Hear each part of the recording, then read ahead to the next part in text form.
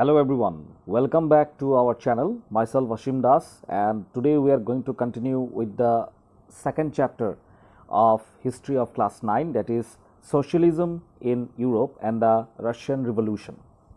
In this chapter we are going to understand what is the meaning of the word socialism, how did it affect in the main countries of Europe, and how did this lead to the Russian Revolution also.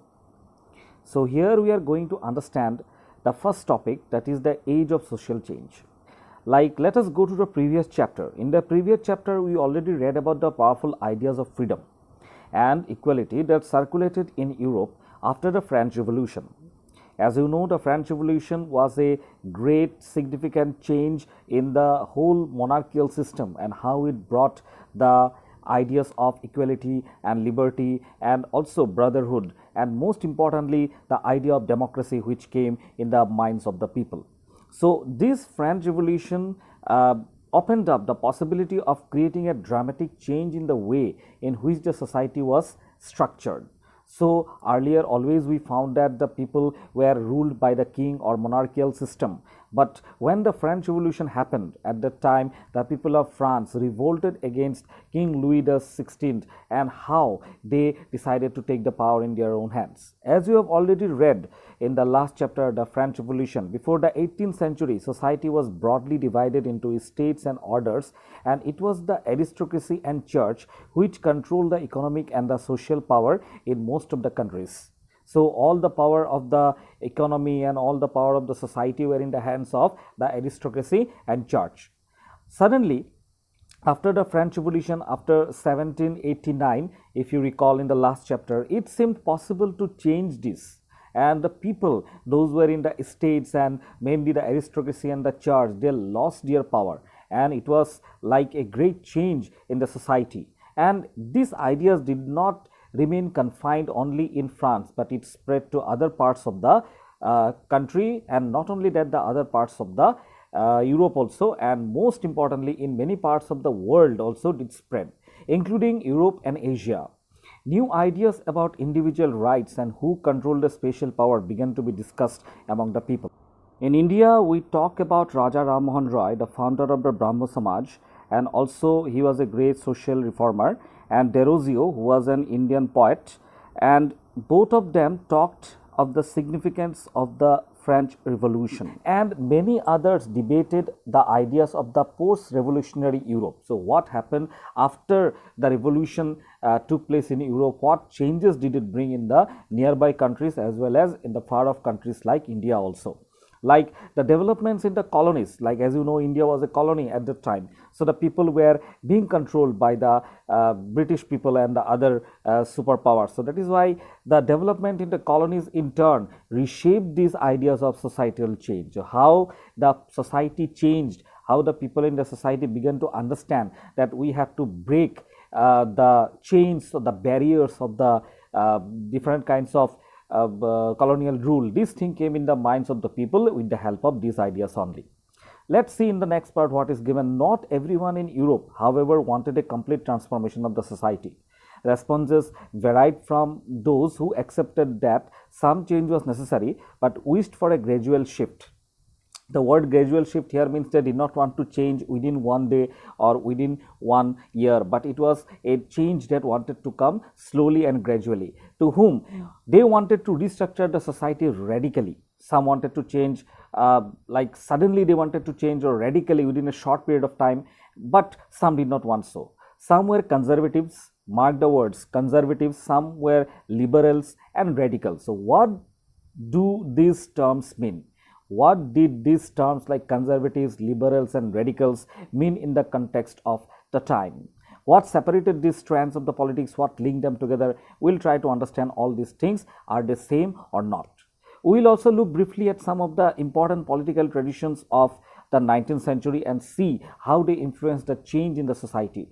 We will also focus on one historical event which there was an attempt at a radical transformation of the society, and through the revolution in Russia, socialism became one of the most significant and the powerful ideas in the society to shape in the 20th century. So I talked about liberals, radicals and conservatives. What are these? Let us try to understand in a detailed way. Let us go first to liberals. One of the groups which looked to change the society were the liberals. By the word liberal, it comes from the liberty, liber, freedom. So, liberals wanted a nation which tolerated all the religions. We should remember that at this time, European states usually discriminated in the name of religion. So, they discriminated in the favor of one religion or another. So, if you see carefully, Britain, the Kingdom of Britain or England that we know now, favored the Church of England. However, Austria and Spain favored the Catholic Church, the church that was in Rome, that is, the Pope is the head of the Catholic Church. So, there was a great change in the, or there was a great discrimination on the basis of religion, even in Christianity. These liberals opposed the uncontrolled power of the dynastic rulers, the rulers who used to rule in the same family, like the son, then his next successor will be his son or his family member. Within the power stays within the same dynasty or within the same family. So, they did not want this, and they opposed the uncontrolled power of the dynastic rulers. They wanted to safeguard the rights of the individuals against the governments. They argued that there must be a representative, there must be elected, not selected, but elected parliamentary government by the people. It must be elected by the people of the country or of the state, subject to laws, and the government cannot do anything whatever they want. They must be subjected to laws interpreted by a well-trained judiciary. There must be judge, there must be courts if anything injustice is done. That should be independent of the rulers and officials. So, they wanted, the liberals wanted that even the kings, even the rulers also do something wrong, then they also should be brought under courts and under judicial review. However, they were not democrats. So, one lacking was there in the thinking of liberals is that they did not want democracy. They did not believe in universal adult franchise, or like that is the right of every citizen to vote. They felt that only men, that is man also those who have property, man of property who have some kind of rich wealth and property mainly should have the right to vote. And they never wanted, they also did not want the vote for women. So, they did not like this kind of equality in terms of democracy. In contrast, let us see what did the radicals think. The radicals were another group. They wanted a nation in which the government was based on the majority of the country's population. Try to understand, it is saying that if there is a majority of a particular religion, of a particular group, so they must be ruling the government, or they must be ruling the nation by making the government themselves. Many supported the women's suffragette movements also. They wanted that women also should get the chance to give vote. Unlike liberals, they opposed the privileges of the great landowners and the wealthy factory owners also. So, they did not like the privileges that is given to the great landowners and the factory owners. They were not against the existence of private property, but disliked concentration of the property in the hands of a few.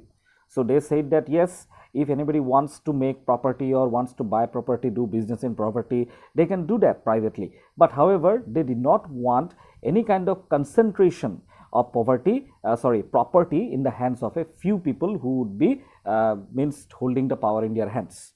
Now, let us go to conservatives. These conservatives were opposed to the radicals and liberals. After the French Revolution, even many conservatives had opened their minds to have a change. They wanted a need for change.